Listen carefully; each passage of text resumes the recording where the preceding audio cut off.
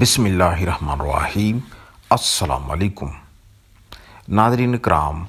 Welcome to the my channel. ناظرین، آج جاننے کی کوشش کرتے ہیں کہ ملٹری کوپس پاکستان میں یعنی کہ فوجی بغاوتیں پاکستان میں کب اور کیوں ہوئی، اور ڈیموکریسی کے فیل ہونے کی کیا جسٹیفیکیشن پیش کرتے رہے یہ فوجی جرنیل جنہوں نے پاکستان میں کبھی بھی ڈیموکریسی کو چلنے نہیں دیا۔ ناظرین، پاکستان 1947 کو آزاد ہوا اور 2022 تک، آج کے دن تک بھی پاکستان میں جو ملٹری انڈائریکٹ کنٹرول ہے وہ ختم نہیں ہوا۔ پاکستانی سیاست میں پاکستان کی قسمت کے چھوٹے بڑے تمام جو فیصلے ہیں وہ پاکستانی ملٹری کی آشیرواد کے بغیر کبھی بھی سول حکومتیں پایہ تکمیل تک نہیں پہنچا سکتیں۔ یہی وجہ ہے کہ جس سول حکومت نے ملٹری کی ہاں سے ہاں ملانے سے انکار کیا اس کو بھیانک انجام کا سامنا کرنا پڑا۔ اور یہی وجہ ہے کہ ناظرین، پاکستان کی تاریخ میں 3 بڑی فوجی بغاوتیں ہوئیں جو کہ طویل عرصے تک جاری رہیں۔ یہ تو بات کلیئر ہے کہ جو بھی پاکستان میں حکومت کرنا چاہتا ہے، امریکی آشیرواد کی پیروی کرنا ان کے لیے فرض اول ہوتا ہے۔ اگر کوئی ایسا نہیں کرتا تو اس کی حکومت کسی نہ کسی طریقے سے پاکستانی ہی لوگوں کو استعمال کر کے امریکی گرا دیتے ہیں۔ تو یہ ناظرین، پاکستان کی تاریخ کی اگر ہم بات کریں تو پاکستان کی تاریخ میں ہاف سے زائد جو حصہ ہے وہ ملٹری ڈکٹیٹروں نے پاکستان کے اوپر رول کیا ہے، اور آج کے دن تک بھی جو ہے ملٹری جو ہے وہ پاکستان کے اوپر انڈائریکٹلی رول کرتی آئی ہے۔ اب تو کہ پاکستان میں فوجی بغاوتوں کا جو دور ہے وہ فی الحال تو ختم ہوا ہے، لیکن اب تک بھی ملٹری جو ہے وہ بیہائنڈ دا اسکرین یعنی کہ پس پردہ سول حکومتوں سے وہ تمام کام کروا لیتی ہیں جو کہ وہ کروانا چاہتی ہیں۔ جو پالیسی وہ نافذ کرنا چاہتی ہیں وہ پالیسی وہ نافذ کروا لیتے ہیں، اور اگر کوئی سول حکومت یا سول وزیر اعظم ان سے ہاں میں ہاں نہ ملائے تو اس کی حکومت کے راتوں رات تمام تر بندوبست کر لیے جاتے ہیں۔ تو ناظرین، آئیے جاننے کی کوشش کرتے ہیں کہ پاکستان میں کب اور کیوں جو ہے ملٹری ڈکٹیٹرشپ نے پاکستان میں شب خون مارا۔ تو ناظرین، سب سے پہلے آپ کو بتائیں کہ پاکستان بننے کے بعد تقریباً 9 سال تک ہمارے جو سول لوگ ہیں، سول حکمران ہیں، یہ آپس میں ہی ایک دوسرے کی حکومتوں کو اتارتے رہے اور لڑتے رہے، اور نہ تو یہ آئین کے اوپر کام کرتے رہے بلکہ یہ خود ہی ایک دوسرے کی ٹانگیں کھینچتے رہے۔ تو اس لیے یہ بھی ایک حقیقت ہے کہ سول حکومتوں کی نہ چلنے کی جو وجہ ہے اس کے پیچھے سول حکمرانوں کی ناکام ترین اور نااہلیاں بھی شامل ہوتی ہیں۔ تو ناظرین، آپ کو بتائیں کہ پاکستان بننے کے بعد 9 سال کے بعد پاکستان نے اپنا پہلا آئین بنایا، اور یہ آئین 1956 کا آئین کہلاتا ہے۔ تو ناظرین، 1956 کا آئین نافذ ہوئے اس ملک میں صرف 2 سال ہی گزرے تھے جب پاکستان کے پہلے صدر سکندر مرزا نے 7 اکتوبر 1958 کو جمہوری حکومت کا تختہ پلٹ کر دیا، اور اس وقت کے وزیر اعظم فیروز خان نون کی حکومت کو ختم کر دیا، ملک میں پولیٹیکل پارٹیوں کے اوپر بین کر دیا، اور صوبائی اور قومی اسمبلیوں کو برحاست کر دیا،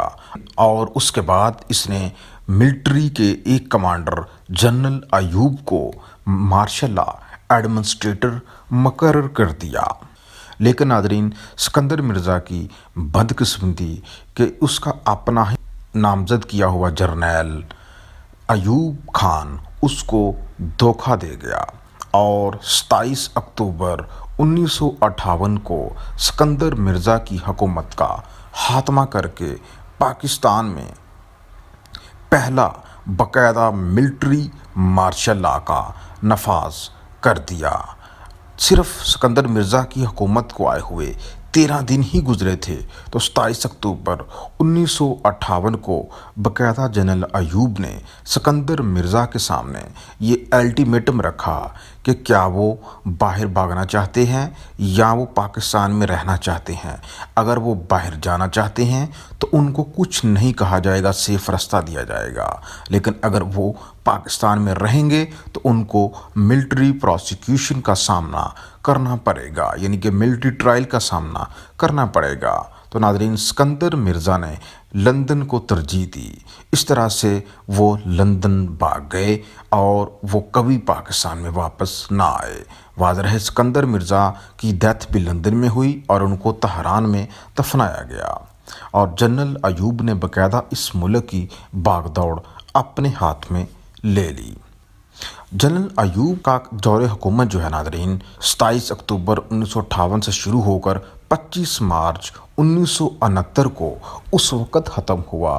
جب ناظرین جنرل ایوب کے خلاف ملک بھر میں عوام نے بڑی تعداد میں مظاہروں کا سلسلہ شروع کر دیا، اور انہی کے دور میں مشرقی پاکستان ایک علیحدہ ملک بننے کی جو کھچڑی تھی وہ جنرل ایوب کے دور حکومت میں ہی بن رہی تھی۔ لیکن ناظرین، جنرل ایوب کے بارے میں آپ کو یہ بتائیں کہ ان کے دور میں پاکستان ترقی بھی بہت تیزی کے ساتھ کر رہا تھا، اور پاکستان میں جو بڑے بڑے ڈیم ہیں وہ جنرل ایوب کے دور میں ہی بنائے گئے۔ اور ناظرین، جنرل ایوب نے پاکستان کو امریکی الائے بنا کر رکھا اور سوویت یونین سے پاکستان کو دور رکھا۔ جنرل ایوب کے بعد ناظرین پاکستان میں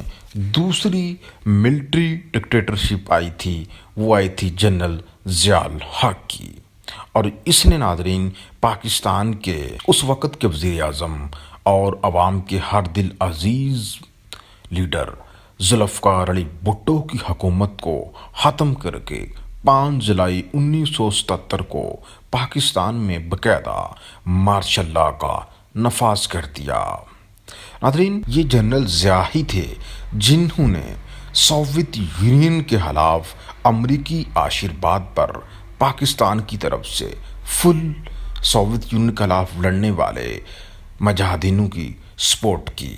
اور ناظرین، یہ بھی آپ ذہن میں رکھیں کہ پاکستان کے جو ہر دل عزیز اور بڑے رہنما تھے، سول رہنما ذوالفقار علی بھٹو، ان کو جنرل ضیاء کے دور حکومت میں ہی جو ہے عدالت کے ذریعے قتل کروا دیا گیا۔ اور ذوالفقار علی بھٹو کی صرف غلطی یہ تھی کہ اس نے امریکہ کی نافرمانی کی تھی اور ایٹمی پروگرام کی بنیاد نہ رکھنے کا امریکی حکم عدولی کی تھی، جس کی سزا ان کو پھانسی کے طور پر دلائی گئی۔ اور جنرل ضیاء کے دور میں ہی ناظرین پاکستان میں اسلامی شدت پسندی جو ہے اس کو زیادہ ہوا ملی، اور جنرل ضیاء جو ہے انہوں نے 5 جولائی 1977 سے لے کے 17 اگست 1988 تک پاکستان میں حکمرانی کی اور سیاہ اور سفید کے مالک بنے رہے۔ جنرل ضیاء کی جو حکومت کا خاتمہ اس وقت ہوا جب ان کا ایک طیارہ بہاولپور کے مقام میں کریش کر گیا، اور اس میں جنرل ضیاء الحق اپنے قریبی ساتھیوں کے ساتھ طیارے میں ہی جو ہے وہ شہید ہو گئے، جس کے بعد دوسری ملٹری کوپ جو ہے وہ اپنے اختتام کو پہنچ گئی۔ اس کے بعد ناظرین تیسری بڑی جو پاکستان میں ملٹری کوپ آئی وہ جنرل مشرف کی تھی، اور یہ آئی 12 اکتوبر 1999 کو، اور اس ملٹری کوپ میں میاں محمد نواز شریف کی حکومت کو ختم کر دیا گیا۔ اور میاں محمد نواز شریف کی غلطی یہ تھی کہ اس نے امریکہ کے کہنے پر پاکستان کے جو ایٹمی تجربات ہیں وہ نہ کرنے سے انکار کر دیا تھا، تو امریکہ نے ان کو سزا دلائی اپنے ہی پاکستانیوں سے، اور نواز شریف کو اٹک کے قلعے میں بند کر دیا گیا۔ اس کے ساتھ ساتھ ناظرین نواز شریف کی حکومت کہ جنرل مشرف کے ساتھ جو اختلافات تھے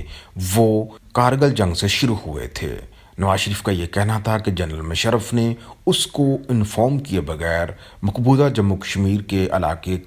کارگل میں حملہ کیا تھا، جس پر اس کو اعتماد میں نہیں لیا گیا تھا۔ تو اس بنیاد پر نواز شریف کے جنرل مشرف کے ساتھ تعلقات بگڑ گئے۔ اور یہ بھی آپ ذہن میں رکھیں کہ نواز شریف ہی وہ وزیر اعظم تھے جنہوں نے جنرل مشرف کو خود اپنی مرضی سے پاکستانی آرمی کا چیف بنایا تھا، جس کو بعد میں نواز شریف کی حکومت کو جنرل مشرف نے خود ہی ختم کر دیا۔ اور ساتھ ساتھ ناظرین، جنرل مشرف کی حکومت کے دوران افغانستان میں طالبانوں کی حکومت کے خلاف جنرل مشرف جو ہے انہوں نے کھل کر امریکیوں کو سپورٹ کیا اور پاکستان کی سرزمین اور پاکستان کے اڈے امریکیوں کے حوالے کر دیے، اور امریکیوں کی ایک فون کال پہ جنرل مشرف ڈھیر ہو گئے اور انہوں نے پاکستان کو امریکی جنگ میں دھکیل دیا، جس کے بعد پاکستان میں بھی دہشت گردی کے خلاف بڑی جنگ پیدا ہوئی اور اس کو پاکستانی ملٹری نے لڑا، اور اس کے نتیجے میں پاکستان میں 70,000 سے لوگوں کی ڈیتھ ہوئی اور ساتھ ساتھ $120 بلین سے زیادہ پاکستان کو نقصان ہوا۔ اور جنرل مشرف کی حکومت کا خاتمہ ناظرین 18 اگست 2008 کو ایک استعفے کے بعد سامنے آیا۔ تو ناظرین، یہ تاریخ تھی پاکستان کی ملٹری بغاوتوں کی۔ امید کرتا ہوں کہ ویڈیو آپ کو اچھی لگی ہے۔ اگر اچھی لگی ہے تو لازمی لائک کریں۔ خدا حافظ۔